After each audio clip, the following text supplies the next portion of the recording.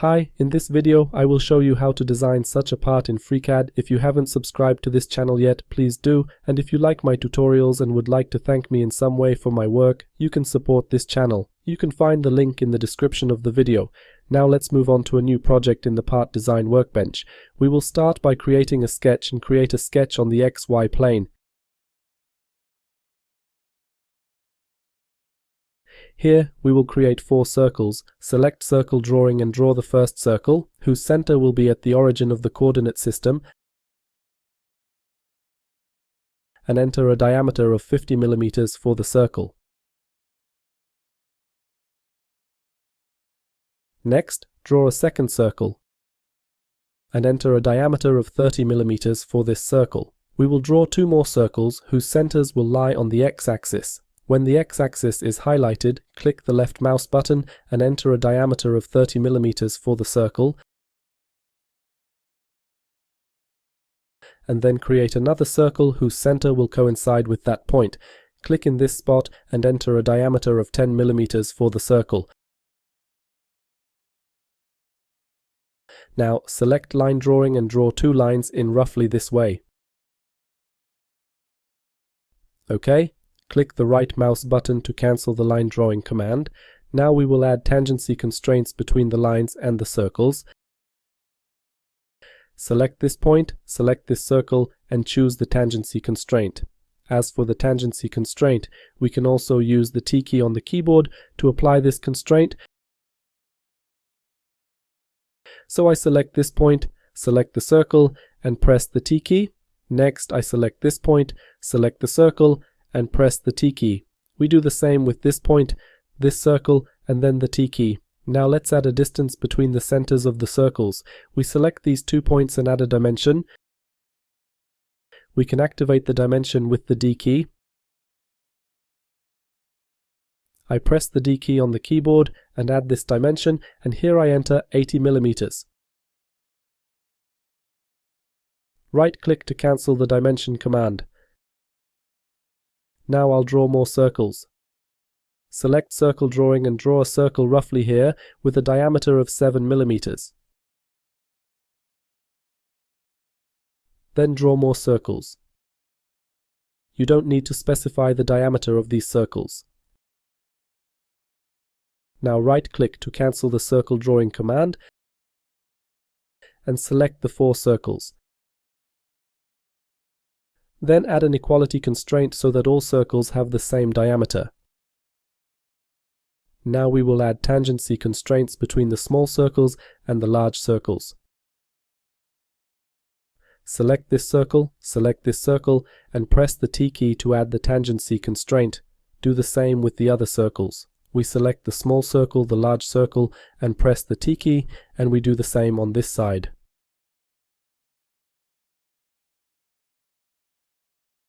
Now we will add more constraints. Select this circle, select the x-axis, and choose the symmetry constraint. Next, select the center of this circle, select the center of this circle, select the x-axis, and choose the symmetry constraint. OK.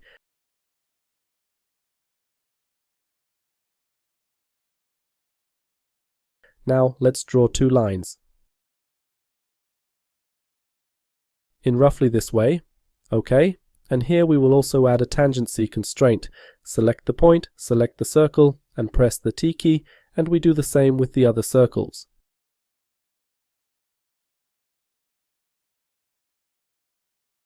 OK, now let's add distances between the centers of the circles. We select the center of this circle, the center of this circle, and press the D key on the keyboard, and here enter a distance of 20 mm.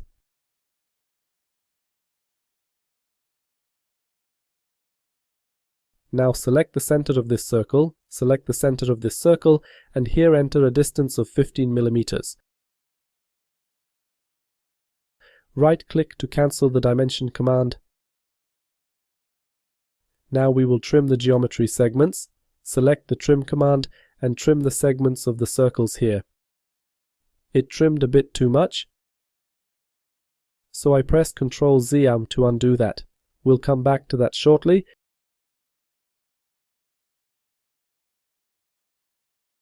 And here I'm trimming the segments of the circle.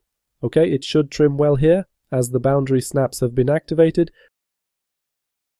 So when I click here, the segment of the circle will be trimmed. Right-click to cancel the trimming command. And here we have too many constraints. The redundant constraint is constraint number 22. I select this constraint on the constraint list and remove it.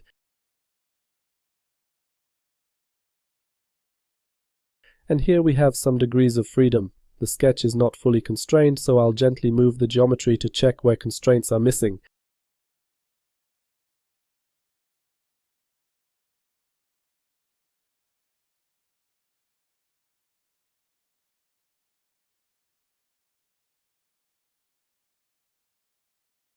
There is a missing constraint here.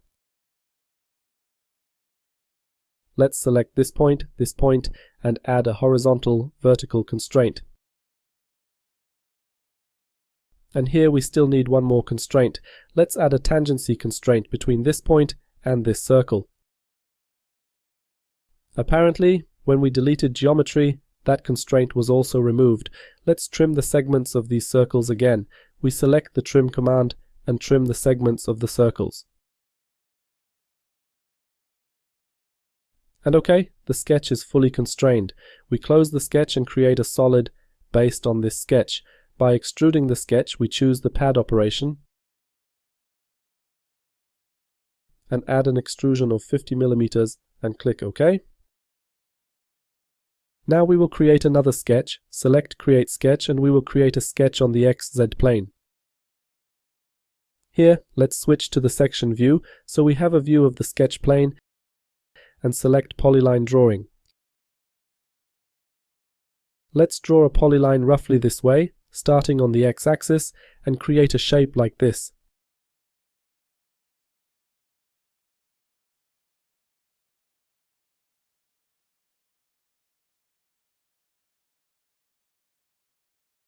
Here, for this point, draw it outside the model, and for the next point, constrain it to the x-axis and end the polyline drawing at this point. Right-click to finish drawing this geometry and right-click again to cancel the polyline drawing command. Now we will add constraints here. First, select the Create External Geometry command to create reference geometry. Create reference geometry based on this edge and create reference geometry based on this edge. Right-click to cancel this command. Now, constrain this point to this line, select this point, select the line, and choose the coincident constraint. For this point, let's add a distance from this point to this point of 5 mm. Okay, and let's add this dimension. Here, enter 10 mm. Okay, and regarding the other dimensions, we don't need them anymore, so we close the sketch. Now, based on this sketch, we will remove material from this solid using the pocket operation. Select the pocket operation, here select through all, and we have material removed one way from the sketch plane. To remove material in both directions from the sketch plane, check the option Symmetric to Plane and click OK to confirm. And we have something like this. Now I would like to add a mirror image of this operation so that it is also performed on the other side. However, if I select the mirror operation, I have to specify the mirror plane. Before we mirror, we need to create a construction plane, which will be the mirror plane. We will create a construction plane that goes through the center of the solid. The solid has a height of 50 mm. So select this face and choose the Create Datum Plane command. Then specify the Z offset of -25 mm. Click OK to confirm. Then select this operation and choose the mirror command. As the mirror plane, choose Select Reference and indicate the construction plane. And click OK to confirm. This way we have added the same pocket on the other side of the solid. Now I select this plane, press the spacebar to turn off the visibility of this plane. Now we will create another sketch. Select Create Sketch on the XZ plane Here, switch to the sketch plane view, and now select Polyline Drawing. Draw a polyline roughly this way.